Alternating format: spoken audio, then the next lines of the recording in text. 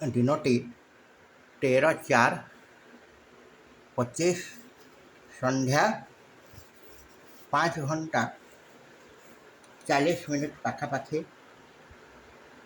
ବାହାରିଲି ପୁରୀ ଅଭିମୁଖେ ପ୍ରଶାନ୍ତ ଏବଂ ମାମି ସହ ନିଜ ଗାଡ଼ିରେ ବସିବା ମାତ୍ରେ କଳାହାଣ୍ଡିଆ ମେଘ ସହ ଟୋପାଏ ଟୋପାଏ ବର୍ଷା ହେଲା। ଅଧା ବାଟରେ ହେଲା ପ୍ରବଳ ବର୍ଷା। ସମସ୍ତ ଆଶା ମଉଳିଗଲା। ଭାବିଲି ଜଗନ୍ନାଥ ଦର୍ଶନ ଏବଂ ସମୁଦ୍ର ଦର୍ଶନ ହୋଇପାରିବ ନାହିଁ। ତେବେ ମଧ୍ୟ ବିଶ୍ୱାସ ଥାଏ ସବୁ ଠିକ୍ ହୋଇଯିବ। ସଦ୍ଗୁରୁ ଅର୍ଜୁନଙ୍କ ଭାଷାରେ ଯାହା ହେଉଛି ଠିକ୍ ହେଉଛି। ପୁଣି କହନ୍ତି ଭଲ କାମରେ ଲାଗିଥାଅ, ବାକି ସବୁ ମୁଁ ବୁଝିବି। ଗୁରୁଙ୍କ ଉପରେ ଆଶା ଭରସା ରଖି ଆଗକୁ ଅଗ୍ରସର ହେଲି। ସମୁଦ୍ର କୂଳରେ ପହଞ୍ଚିଲା ବେଳକୁ ରାତ୍ର 8ଟା। ପୁରୀରେ ବର୍ଷା ହେଉନଥିଲା। ଭାବିଲି ଗୁରୁବାକ୍ୟ ବ୍ରହ୍ମବାକ୍ୟ। ସମୁଦ୍ର କୂଳର ରାତ୍ରକାଳୀନ ଦୃଶ୍ୟ ଅତି ମନୋରମ। ବିପଣୀ ସମୂହ ଏବଂ ବିଦ୍ୟୁତ ଆଲୋକ ସମୁଦ୍ର ତଟର ଶୋଭା ଦ୍ୱିଗୁଣ ବର୍ଦ୍ଧନ କରିଛି। ଲୋକେ ଆନନ୍ଦରେ ବିଭୋର ହୋଇ ସମୁଦ୍ର ତଟର ଦୃଶ୍ୟ ଉପଭୋଗ କରୁଛନ୍ତି। ଭୁଲି ଯାଇଛନ୍ତି ସେମାନେ ସମସ୍ତ ସାଂସାରିକ ଦୁଃଖ କଷ୍ଟ। ସମୁଦ୍ର ଲହଡ଼ି ଯେତେ ଦୂରରେ ଥିଲେ ପାଖକୁ ମାଡ଼ି ଆସୁଛି। ଏକ ଲହଡ଼ି ମୋ ପ୍ରତି ଏତେ ଜୋରରେ ମାଡ଼ି ଆସିଲା ଯେ ମୁଁ ଭୟରେ କିଛି ଦୂର ଦୌଡ଼ି ପଳାଇଲି। ଲହଡ଼ିର ଗର୍ଜନ ଅତି ଭୟଙ୍କର ଏବଂ ସମୁଦ୍ର ଅନ୍ଧକାର ଥିଲା। ଉଦା ବାଲି ହସ୍ତରେ ସ୍ପର୍ଶ କରି ସମୁଦ୍ର ପାଖରେ ବୋଲାବୋଲି କରୁ।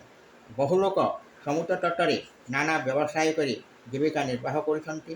କିଏ ଘୋଡ଼ା ଉପରେ ଲୋକଙ୍କୁ ବୁଲାଉଛି ତ ଆଉ କିଏ ଲୋକମାନଙ୍କ ପାଇଁ ଚୌକି ପକାଇ କିଛି ପଇସା ଲୋକଙ୍କଠାରୁ ଆଦାୟ କରି ଚୌକିରେ ବସି ସମୁଦ୍ର ଦୃଶ୍ୟ ଉପଭୋଗ କରିବାର ସୁଯୋଗ ଦେଉଛନ୍ତି। ୟାକୁ ହିଁ କୁହାଯାଏ ପରମାନନ୍ଦ। ସଂସାରକୁ ଭୁଲି, ଏପରିକି ନିଜକୁ ଭୁଲି ବିଭୁଦତ୍ତ ପ୍ରାକୃତିକ ସୌନ୍ଦର୍ଯ୍ୟକୁ ପୂର୍ଣ୍ଣ ଭାବରେ ଅନୁଭବ କରିବା ହେଉଛି ପରମାନନ୍ଦ ପ୍ରାପ୍ତି।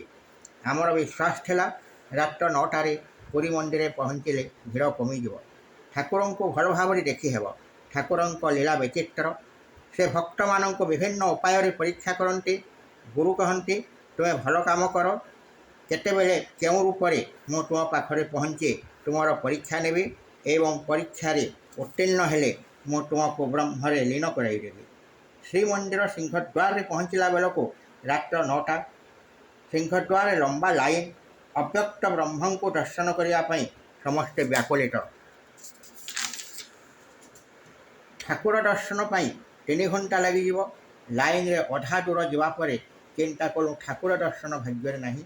ସିଂହଦ୍ୱାରରୁ ଠାକୁର ଦର୍ଶନ କରି ଫେରିଯିବାକୁ ଉଦ୍ୟତ ହୁଅନ୍ତେ ଗୁରୁ କହୁଛନ୍ତି, ମୂର୍ଖ, ମୋ ଉପରେ ତୋର ବିଶ୍ୱାସ ନାହିଁ, ଆଗକୁ ବଢ଼।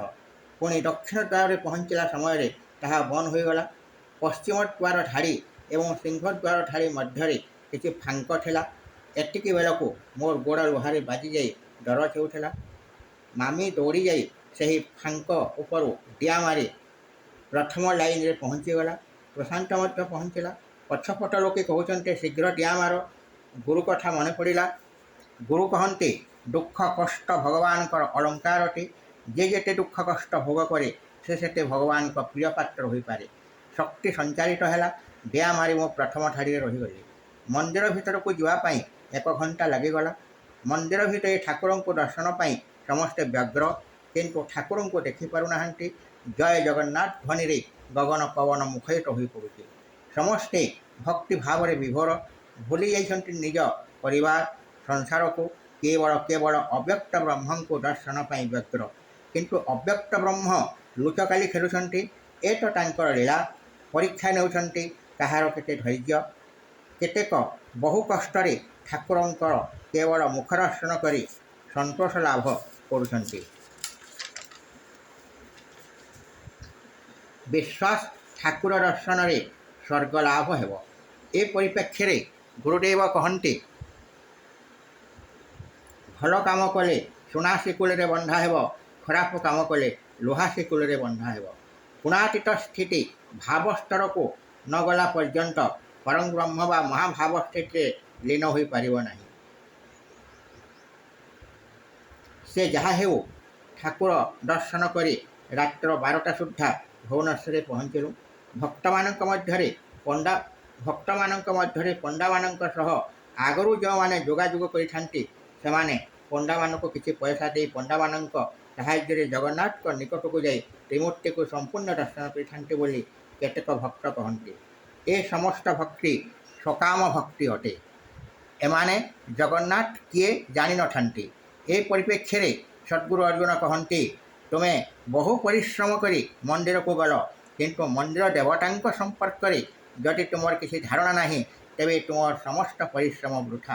ପୁଣି କହନ୍ତି, ଯେକୌଣସି ଧର୍ମାବଲମ୍ବୀ ବା ମତବାଦୀ ହୁଅ ନା କାହିଁକି, ଆତ୍ମଜ୍ଞାନ ବିନା ମୁକ୍ତି ଅସମ୍ଭବ।